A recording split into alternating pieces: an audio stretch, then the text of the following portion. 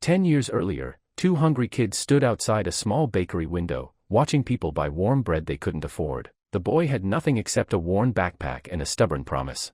The girl had a small silver ring she kept hidden in her pocket. At night, standing under a broken streetlight, he told her something he believed with all his heart. One day, he said, "I'll become someone important, and I'll come back for you." She laughed at the impossible dream, but she slipped the tiny ring onto her finger and whispered, "Then don't forget me." Now, a decade later, the man who once made that promise stood frozen in the doorway of his own mansion. Because the maid cleaning the floor was wearing that exact same ring, the afternoon sunlight stretched across the marble floor as Adrian Hale stepped inside his home after a long overseas business trip.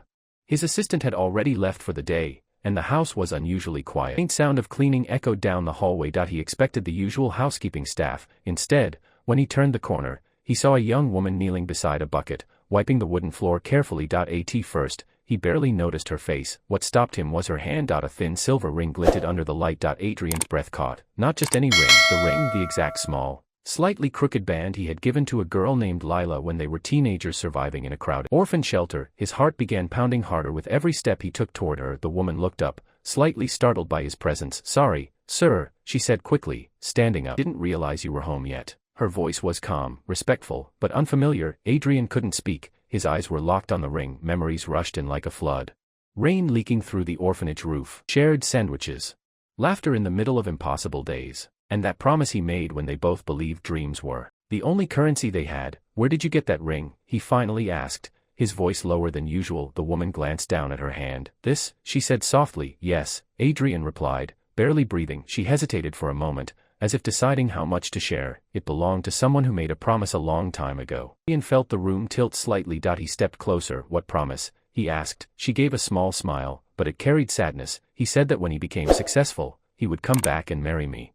The silence that followed felt heavier than any conversation Adrian had faced in boardrooms worth millions, because he was that boy, and he had never come back. The woman looked at him curiously, noticing his stunned expression. "Are you all right, sir?" she asked politely. Adrian studied her face more carefully now. Time had changed them both. The thin teenager he remembered had grown into a confident woman with quiet strength in her eyes, but one thing hadn't changed: the kindness. "Lila," he whispered. Her eyes widened instantly. The cleaning cloth slipped from her hand. For a moment, neither of them moved. 10 years of distance collapsed into a single heartbeat. "You remember?" she asked softly. Adrian let out a breath he didn't realize he had been holding. "Of course I remember," he said. The air between them felt fragile, full of words. Neither knew how to start. "I looked for you," Adrian continued. "Shelter closed. No one knew where you went." Lila looked down briefly before meeting his gaze again. "Life moved fast," she said simply. "I had to work, survive." Adrian's mind struggled to connect the girl from his memories with the maid standing in his living room. "How did you end up here?" he asked. She shrugged lightly. "Cleaning jobs pay the bills." Her tone wasn't bitter. Just honest. Adrian felt a quiet ache in his chest. The boy, who once promised to change her life, had become a millionaire, and yet somehow, fate had placed her back in front of him, holding a mop. "I kept the ring," she added, touching it gently. "Not because I believed the promise would happen, but because it reminded me that once, someone believed we could have a better life." Dryan swallowed hard, because he had built companies, traveled the world, and earned fortunes, but he had forgotten the one promise that mattered most. Outside, the late afternoon sun dipped lower, casting warm light through the windows. Inside the quiet hallway, two lives that had once walked the same path stood face to face again. "Lila," Adrian said slowly. "Yes." He looked at the ring one more time. "Do you still believe in promises?"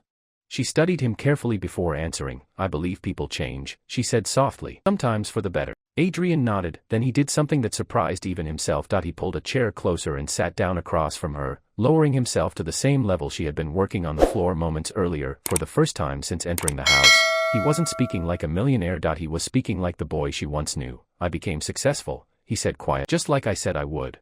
Lila smiled faintly. "I can see that."